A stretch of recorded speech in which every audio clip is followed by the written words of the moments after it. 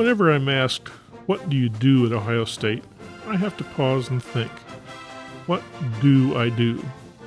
I sometimes try to remember what my official title is, but that's changed over the years and I can't remember what the current one is.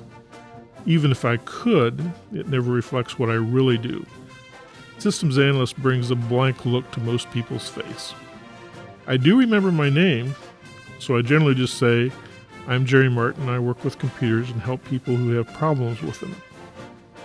I really enjoy learning about technology and want to live in a time described in the cartoon The Jetsons that fly personal jets to and from work. What I need is a time travel system. In reality, my day starts much the same now as it did 30 years ago when I started work at OSU. I start my day as a demolition derby driver, weaving through construction and rush hour traffic trying to avoid near misses and collisions, all the while going as fast as possible to arrive for my next task, that of hunter of that most rare of species, a parking spot. It's an endangered species due to shrinking habitat caused by construction and sometimes weather. Occasionally I become a criminal by parking in a quasi-parking spot, one that has been vacated by a previous hunter, but has that sign that says, "No parking." And then weave my way to work through a maze of blocked sidewalks and byways. I do all of this just to get to work. Once at work, I put on my janitorial hat as I weed through my mail, both regular and electronic. I use an organic filing system. When the banana gets too ripe, bugs start circling, and I know it's time to throw things away. I'm a teacher. My interest is to make learning fun and interesting. This is one task that has been consistent in my career. I deal mostly with computers and computing systems. It is one of the reasons I have enjoyed coming to work each day and challenges me to keep pace with new technologies. My brain still has a lot of old, useless clutter rolling around. Anyone know what the DCB parameter of JCL is? When I started teaching, I had a chalkboard, overhead, or slide projector, and me. Back then, when joint teaching with librarians on accessing library resources over the internet, I wanted a program like PowerPoint to display key information from the access terminals.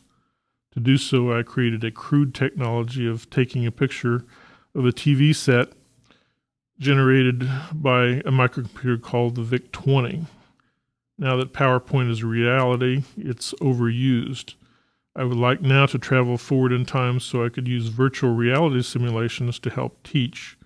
A system called Second Life is an early first attempt at this type of educational simulation. I've taught students ranging in age from my 2-year-old son, who's now 32, to a 92-year-old priest. The techniques I use are much the same for the two extremes in age. I found the young and old have difficulty using a mouse. I struggled with how to teach the correct speed to double-click the mouse to launch a program. In desperation, I sang a few bars of the Blue Danube Waltz, da-da-da-da-da, click, click, click, click, to demonstrate the correct speed. I smile when I hear them humming under their breath the song quietly as they work happily away. Now you know why I did not try out for American Idol. I know I can't sing. In the old days, circa 1980, I had to enter data on punched cards and wait for a day for the results. Today, I can use a computer as a communication tool, not just a fancy calculator.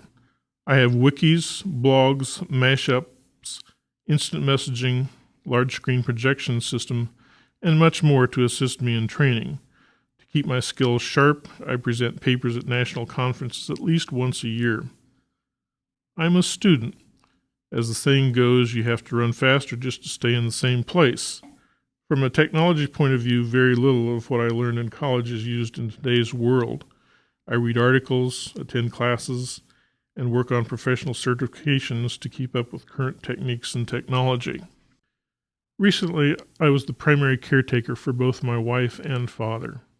I was able to teach from home, watching my students while they worked on their computer and talk to them over the internet. Both my father and wife are gone now, but technology has allowed me to be with them at the end of their life and still enjoy teaching. I still can't hop on my personal jet and fly to work, but I don't have to with current technology. And now I'd rather have love's control. Tonight I'm so alone. Behind these shadows I overflow. I sent you away in the midnight snow. Your tears cling to my soul.